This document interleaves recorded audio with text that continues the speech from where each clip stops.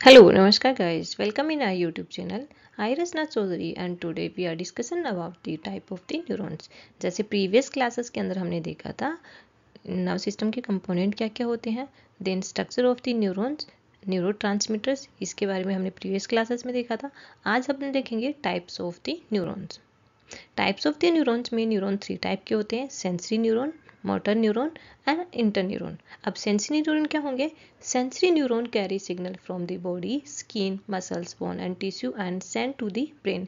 जो sensory nerves होती हैं उनका काम होता है सेंसेशन को परसीव करना। अब ये जो सेंसेशन को परसीव कहाँ से कर रही हैं? इंटरनल सेंसरी रिसेप्टर और एक्सटर्नल सेंसरी रिसेप्टर। जैसे इंटरनल सेंसरी रिसेप्टर्स में आते हैं, सेंसरी रिसेप्टर जो होते हैं वो है अपने सेंसरी ऑर्गन्स, जो 5 सेंसरी ऑर्गन है उसके थ्रू वो एक्सटर्नल सेंसरी रिसेप्टर हैं, उसके थ्रू वो सेंसेशन को परसीव करेंगे। और इंटरनल सेंसरी रिसेप्टर्स होते हैं such as baroreceptor, chemoreceptor and osmoreceptor. ये सेंसरी रिसेप्टर हैं, उनको परसीव करने के बाद में जो सेंसरी न्यूरॉन होती हैं वो इन्फॉर्मेशन को लेके जाएंगी रिगार्डिंग दी स्टिमुलाई। जो भी स्टिमुलाई है, जिस भी तरह की स्टिमुलाई है उसकी इन्फॉर्मेशन वो ब्रेन तक लेके जाएंगी। उन न्यूरॉन को अपने बोलते हैं sensory neurons. Then second one आता है motor neurons. Motor neurons is a part of the central nerve system. Central nerve system का ही पार्ट है जिसके अंदर मोटर नर्व सिस्टम का काम होता है ब्रेन, जो भी ब्रेन ने जो जैसे सेंसरी इन्फॉर्मेशन है वो ब्रेन के पास में गई, अब ब्रेन क्या करेगी, इसी इम्पल्सेस के अकॉर्डिंग वो रिस्पॉन्ड करेगी और उस रिस्पॉन्ड को ब्रेन से जो टारगेटेड ऑर्गन्स हैं या फिर मसल्स हैं उनके पास में लेके आने का काम होता है मोटर न्यूरॉन्स का। जो सेंसरी रिसेप्टर है उसको स्टिमुलाई है वो उसको पहुंचाएगा ब्रेन तक, वहीं पे जो मोटर न्यूरॉन्स होते हैं ब्रेन से रिस्पॉन्स को लेके आएंगे towards the parts, body parts और टुवर्ड्स द डेस्टिनेटेड पार्ट, या फिर हम बोल सकते हैं जिस भी पर्टिकुलर पार्ट के अंदर रिस्पॉन्ड की जरूरत होती है स्केलेटल मसल्स में, वहां पर रिस्पॉन्स लेने का काम होता है मोटर न्यूरॉन्स का। एंड थर्ड वन आता है इंटरन्यूरॉन। इंटरन्यूरॉन क्या होता है? Interneuron main functions that is that it connect a sensory neuron and the motor neurons. Interneuron का काम है दो न्यूरॉन को आपस में कनेक्ट करना, such as sensory neuron and motor neuron. Sensory neuron and motor neuron को कनेक्ट करने वाले स्ट्रक्चर को अपने बोलते हैं इंटरन्यूरॉन। देन हम देखते हैं सेंसरी और इफरेंट नर्व्स। अब नर्व्स क्या है? जैसे हमने पहले देखा है न्यूरॉन, न्यूरॉन क्या है? फंक्शनल यूनिट होती है नर्व सिस्टम की। वहीं पे नर्व्स क्या होती है? नर्व्स होती है a group of the bundle of the nerve fibres. जो group of the bundle of the nerve fibres है वो एक साथ में कंबाइंड फॉर्म में होती है, उसको अपन बोलते हैं नर्व्स। अब जो नर्व्स हैं जिसमें जो वह भी नर्व्स भी अलग अलग टाइप के होते हैं, जैसे sensory nerve, motor nerves and mix nerves. जो सेंसरी नर्व होती हैं इसको अपने सेकंड नेम से बोलते हैं अफरेंट नर्व्स। अफरेंट नर्व का काम क्या होता है? Neuron that transmit impulses towards the brain is called the sensory और अफरेंट असेंडिंग्स और असेंडिंग्स। जो नर्व्स या फिर group of the bundle of the nerves वो जो भी किसी भी तरह की स्टिमुलाई है उसको ऑर्गन से ब्रेन के पास में फॉरवर्ड करते हैं, उनको अपने बोलते हैं सेंसरी, अफरेंट और ascending nerves. The sensory nerve carry information from the body to the spinal cord and then to the brain. अब सेंसरी नर्व का काम क्या होता है? जो भी इंफॉर्मेशन है, किसी भी तरह की इंफॉर्मेशन है उसको उस पर्टिकुलर पार्ट से पहले स्पाइनल कॉर्ड में लेके जाता है और स्पाइनल कॉर्ड से वो ब्रेन के पास में लेके जाता है जिस भी तरह की स्टिमुलाई है उसकी इंफॉर्मेशन को। They are two main sources of the sorry there are three main sources of the sensation transmission to the brain via the spinal cord. जो स्पाइनल कोड से जो रिस्पॉन्स जा रहे हैं वो 2 पार्ट्स में होती हैं, जिनमें फर्स्ट वन तो आता है somatic cutaneous receptor, proprioceptor and secondary आता है सेंसरी रिसेप्टर। वैसे तो हम इनको 3 पार्ट्स के अंदर कन्वर्ट करते हैं, लेकिन अगर हम देखेंगे तो somato cutaneous receptor and proprioceptors आते हैं, उनको हम एक साथ में देखेंगे एंड स्पेशली सेंसरी ऑर्गन्स होते हैं वो अलग हो जाएंगे। There are two main sources of the sensation transmission to the brain via the spinal cord. Spinal cord के थ्रू जो भी इंफॉर्मेशन है वो ब्रेन के अंदर लेके जाएंगे, जिसमें फर्स्ट वन आता है सोमेटिक और क्यूटेनियस रिसेप्टर। अब नाम से इंडिकेट है सोमेटिक और cutaneous receptor related to the skin. Cutaneous related to the skin, skin से रिलेटेड किसी भी तरह की इम्पल्सेस हैं such as pain, pressure, touch and temperature, इससे रिलेटेड जो भी स्टिमुलाई है वो इंफॉर्मेशन लेके जाएगा सोमेटिक और क्यूटेनियस रिसेप्टर जो स्किन के अंदर प्रेजेंट होते हैं, जैसे इसके अंदर ये दिखाई दे रहे हैं, ये रिसेप्टर्स हैं, ये अलग अलग रिसेप्टर्स हैं। जैसे हेयर फॉलिकल्स के पास में भी रिसेप्टर्स होते हैं, देन ब्राउन फैट है उसके पास में भी फॉलिकल्स होते हैं, नर्व रिसेप्टर्स होते हैं, ये नर्व रिसेप्टर्स हैं स्किन से रिलेटेड, जैसे pain, pressure, touch and temperature. इन चारों तरह की जो भी स्टिमुलाई है उसको वो स्पाइनल कॉर्ड में और स्पाइनल कॉर्ड से ब्रेन की तरफ लेके जाएंगे। सेकेंड वन आता है प्रोप्रियोसेप्टर्स। प्रोप्रियोसेप्टर्स वो रिसेप्टर्स हैं जहाँ पर टेंडन, मसल्स एंड जॉइंट से रिलेटेड जो भी स्टिमुलाई है उसकी इंफॉर्मेशन को लेके जाएंगे। एंड थर्ड वन आता है स्पेशल सेंसरी और सेंसेशन। स्पेशल सेंसेशन वो सेंसेशन जो हम अपनी 5 सेंसरी ऑर्गन के थ्रू परसीव कर रहे हैं। 5 सेंसरी ऑर्गन के थ्रू हम परसीव करेंगे, सच जैसे स्किन से हम परसीव कर रहे हैं टच, टेम्परेचर, पल्स जो सोमेटिक क्यूटेनियस रिसेप्टर में आ जाता है। आई से हम रिलेटेड टू विजन, टंग से टेस्ट, हियरिंग एंड स्मेल। ये जो जिसको अपन बोलते हैं स्पेशल सेंसेस, इसको के थ्रू इंफॉर्मेशन लेके जाते हैं, सेंसरी नर्व के थ्रू इंफॉर्मेशन लेके जाएंगे ब्रेन में। एंड देन सेंसरी नर्व्स के अंदर सबसे पहले हम देखेंगे क्यूटेनियस रिसेप्टर। क्यूटेनियस रिसेप्टर क्या है, यानी स्किन के अंदर जो रिसेप्टर, सेंसरी रिसेप्टर प्रेजेंट होते हैं उसको अपन बोलते हैं क्यूटेनियस रिसेप्टर। ये ओरिजिनेट होंगे, स्किन से ओरिजिनेट होंगे और किससे रिलेटेड इन्फॉर्मेशन लेके जाते हैं, pain, pressure, touch and temperature से रिलेटेड इन्फॉर्मेशन लेके जाएंगे। ये जो नर्व्स होती हैं, ये जो नर्व्स हैं, जो भी इम्पल्सेस जनरेट हुई हैं उनको 3 न्यूरॉन के थ्रू ये लेके जाती हैं ब्रेन के अंदर, अपोजिट हेमिस्फीयर के अंदर।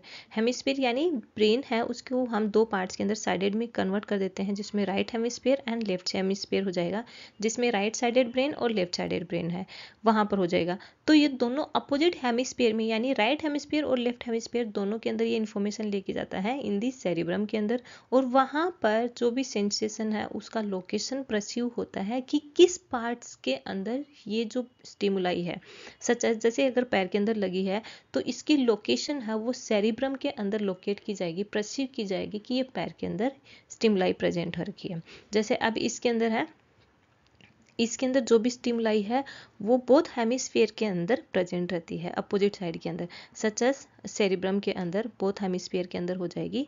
ये इन्फॉर्मेशन जाती है, इन्फॉर्मेशन जाएगी बोथ हेमिस्फीयर के अंदर और वहां से होते हुए वो वापस अपोजिट साइड में नीचे आ जाएगी। दोनों हेमिस्फीयर के अंदर ये जाती है, right hemisphere and left hemisphere. अब इसके अंदर क्या होता है, जो लेफ्ट साइड की इंफॉर्मेशन है उसको वो लेके जाएगा राइट साइड के हेमिस्फीयर के अंदर, और वहीं पे जो राइट साइड की इंफॉर्मेशन है उसको वो लेके जाता है लेफ्ट साइड के हेमिस्फीयर के अंदर। जैसे राइट साइड की स्टिमुलाई है, जैसे राइट साइड के पैर के अंदर पेन प्रेशर स्टिमुलाई हो रहा है, पेन स्टिमुलाई प्रेसिव हो रही है या फिर पेन रिसेप्टर हो गए हैं, तो ये इंफॉर्मेशन लेके जाएंगे लेफ्ट साइड के हेमिस्फीयर के अंदर, जो एक पिरामिडल ट्रैक्ट होता है सेरिब्रम के अंदर, उसके अकॉर्डिंग जो हम सेरिब्रम में देखेंगे। एंड जो लेफ्ट साइड की जो भी स्टिमुलाई है उसको वो लेके जाएगा राइट साइड के हेमिस्फीयर के अंदर, ब्रेन के हेमिस्फीयर के अंदर। देन सेकेंड वन आता है proprioceptors, the tendons, muscles and joints. जो प्रोप्रियोसेप्टर्स कहाँ पे प्रेजेंट होते हैं, टेंडन, मसल्स एंड जॉइंट्स के अंदर। Proprioceptors are originated in muscles and joint and to contribute to the maintenance of the balance and posture, balance and posture को वो maintain कर रहे हैं। जो प्रोप्रियोसेप्टर्स होते हैं वो ओरिजिनेट्स होंगे मसल्स एंड जॉइंट के अंदर, और उनका मेन काम होता है balance, maintenance, balance and posture of the body. जो बॉडी का बैलेंस एंड पोस्चर है या फिर जॉइंट का बैलेंस एंड पोस्चर है उसको मेंटेन करने का काम होता है प्रोप्रियोसेप्टर्स। इससे रिलेटेड जो भी स्टिमुलाई है उसको वो लेके जाएगा ब्रेन के पास में। और ये जो प्रोप्रियोसेप्टर्स हैं वो कब स्टिमुलेट होंगे, जब मसल्स, जॉइंट एंड लिगामेंट है वहाँ पे स्ट्रेचिंग हो रही है, स्ट्रेच रिसेप्टर की वजह से ये स्टिमुलेट होते हैं और इन्हीं स्ट्रेचिंग की इंफॉर्मेशन को लेके जाते हैं ब्रेन के पास में। एंड देन सेकेंड देखते हैं मोटर न्यूरॉन्स। अब मोटर नर्व्स है उसको हम efferent nerves and descending nerves भी बोल सकते हैं मोटर नर्व्स का। इसका काम क्या होता है, जिस भी तरह की स्टिमुलाई ब्रेन के अंदर गई है उसके रेस्पॉन्ड को लेके आने का काम होता है मोटर न्यूरॉन का और इफरेंट न्यूरॉन का, जिससे वो ब्रेन से जो भी इंफॉर्मेशन है, जो भी रेस्पॉन्ड है उसको लेके आएंगे मसल्स पे, टारगेटेड ऑर्गन पे, और उसके अकॉर्डिंग ही फंक्शन होगा। इन केस ऑफ अगर मेरे पैर के अंदर पीस ऑफ द ग्लास है वो मेरी स्किन को डैमेज कर रहा है, उस कंडीशन के अंदर इसके रिसेप्टर्स हैं वो सारे के सारे स्टिमुलेशंस है, जैसे पेन से रिलेटेड है, स्किन से रिलेटेड, तो जो क्यूटेनियस रिसेप्टर है वो ब्रेन के पास में जाएंगे, इन्फॉर्मेशन लेके जाएंगे। लेकिन वहीं से जब वहां से वापस रिस्पॉन्ड आएगा, उस रिस्पॉन्ड को लेके आने का काम होता है मोटर न्यूरॉन का। और मोटर न्यूरॉन का काम क्या होगा, जैसे वहां से रिस्पॉन्ड लेके आएगा कि वहां से पैर को हटा लो, और वहां से पैर को हटा लो मतलब जो स्केलेटल मसल्स हैं उस पे आके वो फंक्शन करेंगे, जिसकी वजह से जो कंटिन्यूअसली जो पीस ऑफ ग्लास है मेरी स्किन को हर्ट कर रहा है, उस हर्ट की वजह से सीवियर कंडीशन होने से प्रिवेंट करने के लिए क्या वहां से रिस्पॉन्ड आएगा कि पैर को वहां से हटा लो। ये रिस्पॉन्ड लेके आने का काम होता है मोटर नर्व्स का। Motor nerve originating in the brain, spinal cord and the autonomic ganglias. जो मोटर नर्व होती हैं उनकी और वो ओरिजिनेट कहाँ से होती हैं, brain, spinal cord and the autonomic ganglias पे। वहीं पर जो सेंसरी नर्व होती थी उन वो ओरिजिनेट कहाँ से हो रही थी, स्किन के साथ में, स्पेशली सेंसरी ऑर्गन है वहाँ पर, और इसके साथ साथ में मसल जॉइंट एंड लिगामेंट्स के अंदर। Then they transmit impulses from brain to the effector organ। यहाँ से ब्रेन से जो रिस्पॉन्ड है उसको लेके आएंगी मसल एंड ग्लैंड्स तक। अब हम देखते हैं जो मोटर नर्व है उसको भी हमने फर्दर दो पार्ट्स के अंदर डिवाइड किया है।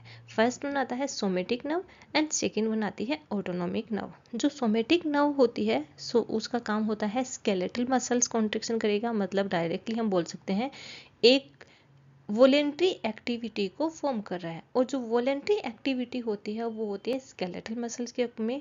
तो यहाँ पर स्केलेटल मसल्स के अंदर जो भी कॉन्ट्रेक्टिलिटी है या फिर कॉन्ट्रेक्शन होंगे उसको रिस्पॉन्ड करते हैं सोमेटिक नर्व, जो मोटर नर्व का पार्ट है। सेकेंड वन आता है ऑटोनोमिक नर्व। ऑटोनोमिक नर्व यहाँ पर दो रिस्पॉन्स करती हैं। फर्स्ट वन आता है sympathetic response and second one आता है पैरासिम्पैथेटिक रिस्पॉन्स।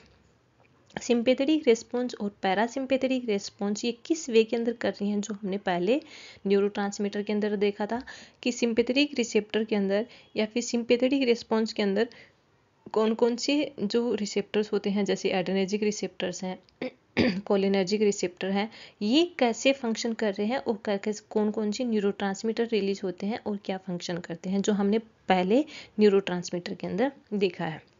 तो यहाँ पर रिस्पॉन्स क्या होते हैं, सिंपैथेटिक एंड पैरासिम्पैथेटिक रिस्पॉन्स। तो सिंपैथेटिक रिस्पॉन्स और पैरासिम्पैथेटिक रिस्पॉन्स जिस पे एक्ट होते हैं, जिस पे फंक्शन होता है, उसके अंदर आता है cardiac muscles, smooth muscles and glandular secretion. During the sympathetic response cardiac muscles, smooth muscles and glandular secretion अलग होगा और compare to the parasympathetic response. जैसे सिंपैथेटिक रिस्पॉन्स है तो कार्डियक मसल की कॉन्ट्रेक्टिलिटी बढ़ेगी, वहीं पे जो स्मूथ मसल्स हैं वो वहाँ पर कॉन्स्ट्रिक्ट हो जाएंगे, जैसे ब्लड वेसल्स कॉन्स्ट्रिक्ट हो जाएंगे, ब्लड प्रेशर बढ़ जाएगा। वहीं पे जो ग्लैंडुलर सीक्रेशंस है, जो ग्लैंड का सीक्रेशंस होता है वो सिंपैथेटिक रिस्पॉन्स के अंदर बढ़ जाएगा। लेकिन जो अपने ग्लैंड्स का सीक्रेशन तो सिंपैथेटिक रिस्पॉन्स में बढ़ेगा, लेकिन जो एंडोक्राइन ग्लैंड्स होती हैं, एक्सोक्राइन ग्लैंड्स हैं, उनका तो बढ़ेगा, लेकिन एंडोक्राइन ग्लैंड का तो बढ़ेगा, लेकिन जो एक्सोक्राइन ग्लैंड्स होते हैं या फिर जो डाइजेस्टिव सीक्रेशन होता है वो इनहिबिट हो जाएगा इन दी सिंपैथेटिक रिस्पॉन्स। और पैरासिम्पैथेटिक रिस्पॉन्स के अंदर क्या फंक्शन करेगा, कार्डियक मसल की कॉन्ट्रेक्टिलिटी कम हो जाएगी, स्मूथ मसल्स हैं जिसकी वजह से ब्लड वेसल्स डायलेट हो जाएंगे, और जो ग्लैंडुलर सीक्रेशन है यानी एंडोक्राइन जो सीक्रेशन है, एंडोक्राइन हॉर्मोन्स का सीक्रेशन है वो तो कम हो जाएगा, लेकिन एक्सोक्राइन सीक्रेशन गैस्ट्रिक जूस है इनका सीक्रेशन बढ़ जाएगा इन दी पैरासिम्पैथेटिक रिस्पॉन्स। एंड देन हम देखेंगे नर्व्स क्या है। And nerve consist of a group of neuron collected into a bundle of nerve fibres in the central nerve system is called the tract, जिसको अपन बोलते हैं pyramidal tract and the extra pyramidal tract. Nerve क्या होते हैं, group of the neuron collected into a bundle. जो group of the neurons होते हैं, नर्व फाइबर्स होते हैं, जैसे न्यूरॉन है, नर्व फाइबर्स है, एक बंडल के अंदर कन्वर्ट हो जाएंगे, एक साथ में कलेक्टेड हो जाएंगे, और जो कलेक्टेड बंडल है जिसको अपन बोलते हैं group of the bundle of the nerve fibres, group of the bundle of the nerve fibres, इसको हम एक सिंगल फॉर्म के अंदर बोलते हैं नर्व्स। अब ये जो नर्व्स हैं, जैसे bundle of the nerve fibres in the central nerve system है, इसको अपने बोलते हैं ट्रैक्ट के अंदर ट्रैक्ट बोलेंगे, जो दो टाइप का होता है, pyramidal tract and the extra pyramidal tract. The bundle has 3 protective and covering layer of the connective tissue. ये जो बंडल है, ये जो नर्व है, इसके अंदर 3 प्रोटेक्टिव कवरिंग लेयर होती हैं जो कनेक्टिव टिश्यू से फॉर्म होती हैं। फर्स्ट वन आते हैं एपिन्यूरियम, सेकेंड है पेरिन्यूरियम एंड थर्ड वन आता है एंडोन्यूरियम। एपिन्यूरियम क्या है? Outer covering layer of the group of the bundle of the nerve fibres. जो नर्व फाइबर्स के ग्रुप हैं उसके बंडल की एक जो कलेक्टिविटी के अंदर जो कवरिंग लेयर है उसको अपन बोलते हैं एपिन्यूरियम। पेरिन्यूरियम क्या है? पेरिन्यूरियम यानी group of the nerve fibres, group of the nerve fibres covering layer. जो नर्व फाइबर्स है इनके ग्रुप की कवरिंग लेयर है उसको अपने बोल देंगे perineurium. And then endoneurium, endoneurium का मेन होता है, एंडोन्यूरियम है covering layer of the nerve fibre. जो नर्व फाइबर है इसकी कवरिंग लेयर को अपने बोलते हैं एंडोन्यूरियम। और जो नर्व फाइबर के अंदर क्या प्रेजेंट होता है? एक्सोन प्रेजेंट होगा, और उस जो एक्सोन प्रेजेंट है और एक्सोन को कवरिंग करने वाली स्ट्रक्चर कौन सी होती है? माइलिन शीट होती है। एंड कुछ जगह पे एक्सपोज एक्सोन होता है जिसको अपन बोलते हैं नोड्स ऑफ रेनिवेर, और मोस्ट ऑफ है वो कवरिंग लेयर होती है माइलिन शीट से। तो ये 3 लेयर्स आती हैं, 3 प्रोटेक्टिव और कवरिंग लेयर्स होती हैं नर्व्स की, epineurium, perineurium and endoneurium. Epineurium is a fibrous tissue and surrounded the number of the bundle of the nerve fibers. Epineurium क्या fibrous tissue से formed होती है, इसका काम होता है internal structure को protect करना। और जो भी outer most layer होती हैं वो most of layer होती है fibrous tissue से formed होती है, क्योंकि इनका main function होता है internal structure को protect करके रखना। The fibrous tissue and surrounded the number of the bundle of nerve fibers. Number of the bundle of nerve fibers यानी group of the bundle of nerve fibers है, उनकी covering layer होती है epineurium. Second one आता है perineurium. Perineurium एक smooth connective tissue से formed होती है, surrounded each bundle of the nerve fibres. जो bundle of the nerve fibres है उसको वो कंटिन्यू कर रही है या फिर उसकी कवरिंग और प्रोटेक्टिव लेयर है। एंड लास्ट वन आती है एंडोन्यूरियम। एंडोन्यूरियम एक डेलिकेट टिश्यू से फॉर्म्ड होती है जो क्या इंडिविजुअल नर्व फाइबर्स को, जो इंडिविजुअल नर्व फाइबर है उसको सराउंडिंग करती है। और इसके अंदर जो इंडिविजुअल नर्व फाइबर है इसके अंदर प्रेजेंट होता है एक्सोन, और एक्सोन के कुछ पार्ट्स के अंदर माइलिन शीथ प्रेजेंट रहती है, कुछ पार्ट माइलिनेटेड न्यूरॉन होता है, कुछ पार्ट होता है नॉन माइलिनेटेड एक्सोन्स होता है। अब जैसे प्रीवियसली हमने नर्व सिस्टम के इंट्रोडक्शन के अंदर देखा था कि नर्व सिस्टम को फॉर्म करने वाली 2 टाइप की सेल्स होती है। फर्स्ट वन तो आती है न्यूरॉन एंड सेकेंड वन आती है ग्लियल सेल्स, या फिर जिसको अपन बोलते हैं न्यूरोग्लिया सेल्स। न्यूरोग्लिया सेल्स एक सपोर्टिव सेल्स होती हैं सीएनएस की, और उनके बहुत सारे फंक्शंस होते हैं, क्योंकि सीएनएस के अंदर न्यूरोग्लिया की एब्सेंस में अपने जो ब्रेन की नॉर्मल फंक्शन है वो कैरी आउट हो ही नहीं सकते। जैसे अब हम देखेंगे कि न्यूरोग्लिया क्या है और उसके नॉर्मल फंक्शन क्या है। Neuroglia also known as the glial cells are supportive cells in the central nerve system. They perform many function including, जो न्यूरोग्लिया सेल्स है उसको अपन ग्लियल सेल्स बोलते हैं, जो एक प्रोटेक्टिव सेल्स कवरिंग लेयर होती है किसकी? नर्व सिस्टम की सपोर्टिव सेल्स होती है। अब इसके फंक्शन क्या होते हैं? फर्स्ट वन होता है प्रोटेक्टिंग न्यूरॉन्स। न्यूरॉन को प्रोटेक्ट करने का काम होता है। जैसे neuroglia cells create myelin sheath around axon which protect and speed up electrical impulses. जैसे हमने पहले देखा था एक्सोन की स्ट्रक्चर के जो एक्सोन थी या फिर जो न्यूरॉन है उसकी स्ट्रक्चर के अंदर देखा था कि एक्सोन की सराउंडिंग के अंदर एक माइलिन की शीथ फॉर्म हो रही है, और उस माइलिन की शीथ का काम होता है जो इलेक्ट्रिकल इम्पल्सेस है उसको स्पीड देना, यानी वो रिफ्रैक्टरी फेज को कोज करते हैं, जिसकी वजह से वहाँ पे रिस्टोरेशन ऑफ द एनर्जी होता है, जिसकी वजह से जो भी इलेक्ट्रिकल इम्पल्सेस से एक्सोन से जो भी इलेक्ट्रिकल इम्पल्सेस हैं वो सेल बॉडी से होते हुए एक्सोन तक जाते हैं, वो स्पीड में जाएंगे। तो इनकी यहाँ पर जो माइलिन शीथ है इसके फॉर्मेशन का काम भी न्यूरोग्लिया का ही है। सेकेंड वन आता है प्रोवाइडिंग न्यूट्रिएंट। Providing nutrient. जो न्यूरोग्लियल सेल्स है जिसके अंदर आती है एपिंडाइमल सेल है। एपिंडाइमल सेल है ये जो ब्रेन की जो सेल्स होती हैं स्पेसिफिकली वेंट्रिकल्स हैं, वेंट्रिकल को और सेंट्रल केनाल को न्यूट्रिशन भी प्रोवाइड करते हैं, such as oxygen and nutritive component है वो न्यूरॉन को सप्लाई करते हैं। एंड नेक्स्ट वन आते हैं मेंटेन होम्योस्टेसिस। होम्योस्टेसिस मेंटेन में भी न्यूरोग्लिया का हेल्प होता है। Neuroglial sales help neuron maintain ए stable internal environment. Stable internal environment को मेंटेन करने का काम भी न्यूरोग्लिया का है, क्योंकि किसी भी वजह से अगर ब्रेन के अंदर इन्फ्लामेटरी रिस्पॉन्स हो गया तो वहाँ पर न्यूरोग्लियल सेल्स होते हैं जो इन्फ्लामेटरी वेस्ट कंपोनेंट है उसको ब्रेन से बाहर की साइड में निकालने का काम या फिर ब्रेन से रिमूव करने का काम भी न्यूरोग्लिया का ही है। नेक्स्ट वन आता है डिस्ट्रॉय पैथोजन। सेम जो पैथोजेनिक कंपोनेंट है उसको डिस्ट्रॉय करना, यानी जिसको अपन बोलते हैं फैगोसाइटिक प्रॉपर्टी। फैगोसाइटिक प्रॉपर्टी भी यहाँ पे न्यूरोग्लिया ही करता है, जो एक सेल्स आती है microglial cells. Then providing structural stability. Structural stability को प्रोवाइड करना का काम होता है एपिंडाइमल सेल, एंड इसके साथ साथ में ही जैसे एपिंडाइमल सेल्स है एंड ये ओलिगोडेंड्रोसाइट्स है, ये ग्लियल सेल्स ये हैं, ये स्ट्रक्चर को फॉर्म करने में भी हेल्प करते हैं। जैसे ओलिगोडेंड्रोसाइट सेल्स का काम होता है माइलिन शीथ के फॉर्मेशन में हेल्प करना, वहीं पे एपिंडाइमल सेल का काम होता है जो वेंट्रिकल्स हैं ब्रेन के अंदर, 4 टाइप के वेंट्रिकल्स होते हैं, उन वेंट्रिकल को फॉर्म करना, उस जो CSF है उसकी सिंथेसिस में हेल्प करना। Then playing a role in the development.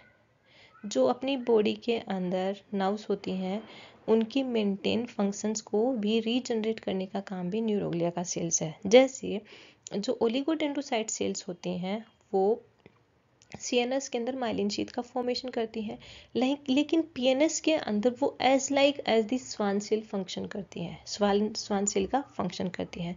Neuroglial cell play a role in the development, maintain function and regeneration of the peripheral nerves. जो पेरिफेरल नर्व है उनको रीजनरेट करने का काम करती हैं, क्योंकि अगर वहाँ पर जो एक्सोन है वो इंटैक्ट है, नर्व्स हैं पेरिफेरल नर्व्स के अंदर पेरिफेरल नर्व डैमेज हो गई हैं, और अगर एक्सोन इंटैक्ट है या फिर सेल बॉडी इंटैक्ट है तो जो ओलिगोडेंड्रोसाइट्स है वो स्वान सेल का फंक्शन करती है, वो स्वान सेल की तरह फंक्शन करती है, जिसकी वजह से वो माइलिन शीथ को वापस फॉर्म कर सकती है और वो रीजनरेट कर सकती हैं पेरिफेरल नर्व को। तो ये है फंक्शंस ऑफ द न्यूरोग्लिया। अब हम देखते हैं वन बाय वन कौन कौन सी न्यूरोग्लिया है और उनके नॉर्मल फंक्शन क्या है। अब न्यूरोग्लिया क्या है? Neurons of the central nervous system are supported by the 4 types of the non-excitable glial cells which cannot divide and continue to replicate throughout the life. They are astrocytes, oligodendrocytes, ependymal cells and microglia. जो neuron है central nerve system के अंदर उनके साथ में 4 supportive cells present होती हैं। उनको वो कौन कौन सी हैं? Astrocytes, oligodendrocytes, ependymal cells and the microglial cell. अब फर्स्ट वन हम देखते हैं एस्ट्रोसाइट्स क्या है। Astrocytes are forming the main supportive tissue of the central nerve system. Astrocytes होती हैं वो मेन सपोर्टिव टिश्यू फॉर्म करती हैं सेंट्रल नर्व सिस्टम के अंदर, क्योंकि ये जो एस्ट्रोसाइट सेल्स हैं यही अपने ब्लड्स के अंदर जो भी वेस्ट कंपोनेंट है या फिर टॉक्सिक कंपोनेंट है उसको ब्रेन के अंदर डिफ्यूज नहीं होने दे रही है और ब्रेन की सेल को प्रोटेक्ट करने का काम कर रही है। दे आर स्टार शेप्ड, जो शेप में स्टार शेप्ड होती हैं, with fine branching process and lies in the mucopolysaccharides ground substance. अब ये स्टार शेप्ड होती हैं, उसके स्टार शेप्ड के साथ में इसके फाइन ब्रांचेस प्रोसेस होंगे बहुत सारी, और ये प्रेजेंट कहाँ पे रहती है? म्यूकोपॉलीसेकेराइड्स ग्राउंड सब्सटेंस के अंदर। जैसे at the free end of the process are small swelling called the food process. जैसे ये एस्ट्रोसाइट्स है, स्टार शेप्ड है, इसकी जो फ्री प्रोसेस है, ये वाली फ्री प्रोसेस है, इस फ्री प्रोसेस की जो एंड है वो स्वेल होती है, मतलब फूली हुई होती है, और ये जो फुली हुई प्रोसेस है इसको अपने बोलते हैं फूड प्रोसेस। और ये जो फूड प्रोसेस आगे जाके बाइंड अप किसके साथ में होती है, कहाँ पर ज़्यादा प्रेजेंट रहती है, जहाँ पर कैपिलरीज प्रेजेंट होती हैं, यानी ब्रेन के अंदर जहाँ पे कैपिलरीज कनेक्ट रहती है वहाँ पर ये प्रेजेंट रहेंगी। और इनका काम होता है, जो फूड प्रोसेस है इनका काम होता है ब्लड के अंदर जो भी टॉक्सिक सब्सटेंस हैं उसको ब्रेन के अंदर जाने से रोकना या फिर ब्रेन के अंदर डिफ्यूज होने से रोकना। Astrocytes are found in large number adjacent to blood vessels with their food process। अब जो एस्ट्रोसाइट्स हैं वो सबसे ज़्यादा कहाँ पे प्रेजेंट रहती हैं, जहाँ पर ब्लड वेसल्स ज़्यादा होती हैं और वो वहाँ पर अपनी फूड प्रोसेस के साथ में प्रेजेंट रहते हैं। जैसे आप इस डायग्राम के अंदर देख सकते हो कि यहाँ पे जो इसकी फूड प्रोसेस है, ब्रांचिंग प्रोसेस है, जो लास्ट के अंदर स्वेल होती हैं वो अटैच कर रखी हैं ब्लड वेसल्स के साथ में, कैपिलरी के साथ में, जिसकी वजह से जो कैपिलरी डिफ्यूज कर रही है तो वो टॉक्सिक कंपोनेंट को डिफ्यूज आउट नहीं होने दे रहा, और उस प्रोसेस को अपने बोलते हैं blood brain barrier. The blood is separated from the neuron by the capillary wall and the layer of astrocyte food process। अब यहाँ पे जो ब्लड है न्यूरॉन के अंदर वो कैपिलरी बड्स और एस्ट्रोसाइट्स के थ्रू वहाँ से सेपरेट हो रहा है, यानी टॉक्सिक कंपोनेंट है उसको तो ब्रेन के अंदर नहीं जाने देगा, और जो इम्पोर्टेंट कंपोनेंट है, न्यूट्रिटिव कंपोनेंट है such as oxygen and glucose है, उसको ब्रेन के अंदर डिफ्यूज आउट होने देंगे। इसको अपन बोलते हैं selective blood brain barrier. Blood brain barrier मतलब ये जो न्यूट्रिटिव कंपोनेंट अपनी ब्रेन के लिए जो इम्पोर्टेंट है उसको तो डिफ्यूज आउट करने में हेल्प करती है, और जो इम्पोर्टेंट नहीं है उसको वहीं से ब्रेन के अंदर जाने से रोक रही है, एक बैरियर को फॉर्म कर रही है, एक ऑब्स्टिकल फॉर्म कर रही है, जिसकी वजह से जो नर्व सेल्स हैं उसको डैमेज होने से प्रिवेंट कर सकते हैं। क्योंकि जो सीएनएस की जो नर्व सेल्स होती हैं, न्यूरॉन्स होती हैं, अगर वो एक बार डैमेज हो गई है तो वापस हम उसको फॉर्म नहीं कर सकते या फिर यू वापस रिस्टोर नहीं कर सकते। उस कंडीशंस में वो परमानेंटली डैमेज हो जाती हैं, तो उसको डैमेज होने से प्रिवेंट करने के लिए एस्ट्रोसाइट्स हैं यहाँ पे ब्लड ब्रेन बैरियर को फॉर्म करते हैं। Blood-brain barrier is a selective barrier that protect the brain from the toxic substances। Blood-brain barrier क्या है, एक selective barrier है जो ब्रेन को टॉक्सिक सब्सटेंसेस से प्रोटेक्ट करके रखती है। तो ये है astrocyte cell. Second supportive cell आती हैं ओलिगोडेंड्रोसाइट्स। ओलिगोडेंड्रोसाइट का काम होता है जो एक्सोन है उसके अंदर माइलिन शीथ को फॉर्म करना। जैसे हमने प्रीवियसली एक्सोन की स्ट्रक्चर देखी थी, उसके अंदर था माइलिन शीथ। माइलिन शीथ को फॉर्म करने वाली सेल्स होती है उसको अपन बोलते हैं स्वान सेल। तो ये जो माइलिन शीथ है, जैसे ये एक्सोन है, एक्सोन का एक्सपोज्ड एरिया है नोड्स ऑफ रेनिवेर, देन ये माइलिन शीथ है। इस माइलिन शीथ को फॉर्म करने का काम होता है oligodendrocytes. Oligodendrocytes are small than astrocytes and they are found in the cluster around the cell nerve cell bodies in the gray matter। जो नर्व सेल बॉडी है ग्रे मैटर के अंदर, उसके अंदर ये क्लस्टर में एक ग्रुप के अंदर प्रेजेंट होती है, और ये एस्ट्रोसाइट से कंपैरिजन करें तो ये स्मॉल होती हैं। Then oligodendrocytes form and maintain myelin and having same function as the Schwann cell in the peripheral nerve system। oligodendrocytes का काम होता है CNS के अंदर माइलिन शीथ को फॉर्म करना और उसको मेंटेन करना, लेकिन वहीं पे PNS के अंदर oligodendrocyte सेल ही एज द Schwann सेल का फंक्शन करती हैं। एंड थर्ड वन आती है एपेंडाइमल सेल। एपेंडाइमल सेल है